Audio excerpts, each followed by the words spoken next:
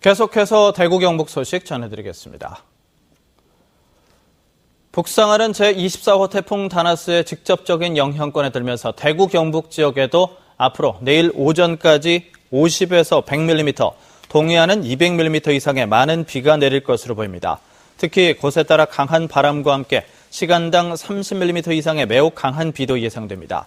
특히 태풍의 예상 진로에 근접한 동해안과 울릉도 독도에서는 최대 순간 풍속이 25에서 35m 내외, 내륙에는 15에서 25m의 매우 강한 바람이 부는 곳이 있겠습니다. 낮 최고 기온은 대구 22도, 경북은 20도에서 23도로 어제보다 낮겠습니다. 한편 태풍의 영향으로 많은 비가 내릴 경우 수위가 올라갈 것으로 예상되면서 낙동강에 있는 6개 보가 수문을 열고 방류를 할 계획입니다.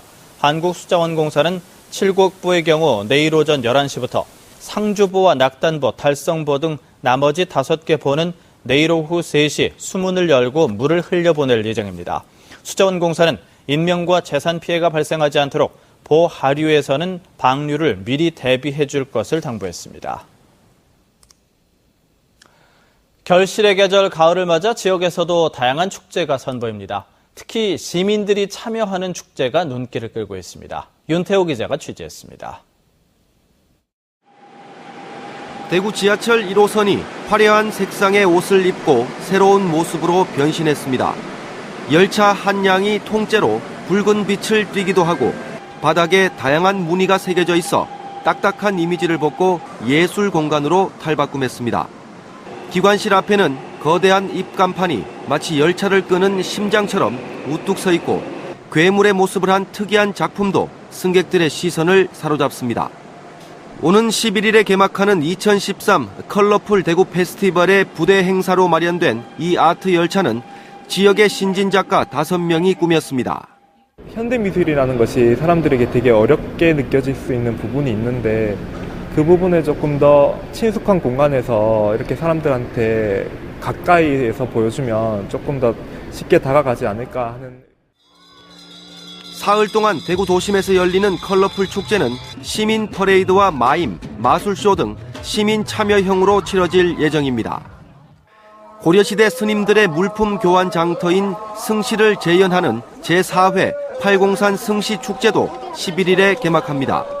14일까지 나흘 동안 열리는 이번 승시 축제는 승시 재현 마당과 승시 가요제, 국제 불교 한마당 행사 등 승시 재현과 전시 공연, 체험 행사로 진행됩니다.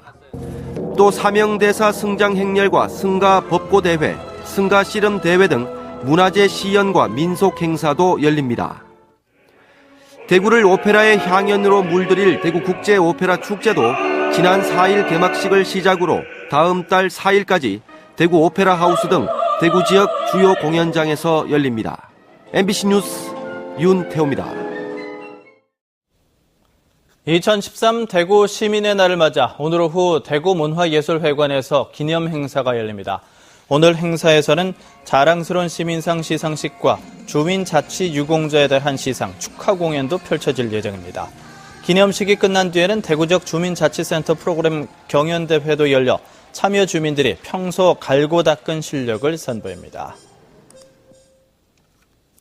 오는 10일 밤부터 11일 새벽 사이 대구 동구와 북구 수성구 일부 지역에 흐린 수돗물이 나올 것으로 보입니다.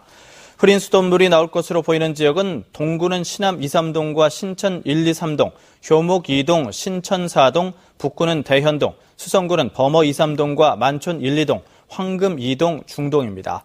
대구시 상수도 사업본부는 수계 조정 작업으로 목요일인 오는 10일 밤 10시부터 다음날 새벽 6시 사이에 이들 지역에 흐린 수돗물이 나올 것으로 예상했습니다. 경상북도가 오는 2015년 완공을 목표로 추진하고 있는 경북 독립운동 기념관의 전시 체험 아이디어를 공모합니다. 경북 독립운동사를 쉽고 재밌게 알리기 위한 전시물 구성이나 연출, 야외 추모마당, 체험장 조성, 독립운동 역사교육 프로그램 운영을 위한 아이디어를 받는 것입니다.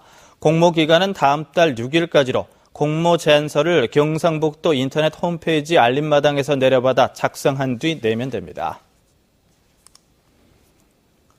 경찰청이 민주당 임내현 의원에게 제출한 국정감사 자료에 따르면 대구에서 발생한 몰래카메라 촬영 범죄는 지난 2008년 21건이던 것이 지난해는 75건으로 3배 이상 늘었고 경북에서도 50% 이상 늘었습니다. 몰래카메라 촬영이 가장 많이 일어나는 장소는 대구의 경우 노상이 67건으로 가장 많았고 숙박업소, 목욕탕, 역대합실, 지하철 순이었습니다. 경북 지역 와인 산업 육성 대책 마련을 위한 포럼이 열립니다. 오늘 낮 경북 테크노파크에서 열리는 포럼에서는 해외 와인 산업 현황과 와인 산업 클러스터 구축 과정을 조명한 뒤 경북 지역 와인 산업 육성을 위해 필요한 과제를 다룹니다. 또 경북 지역 과수 자원의 고부가가치화와 와인 산업과의 연계를 통해서 새로운 일자리 창출과 지역 경제 활성화 방안을 위한 토론회도 이어질 예정입니다.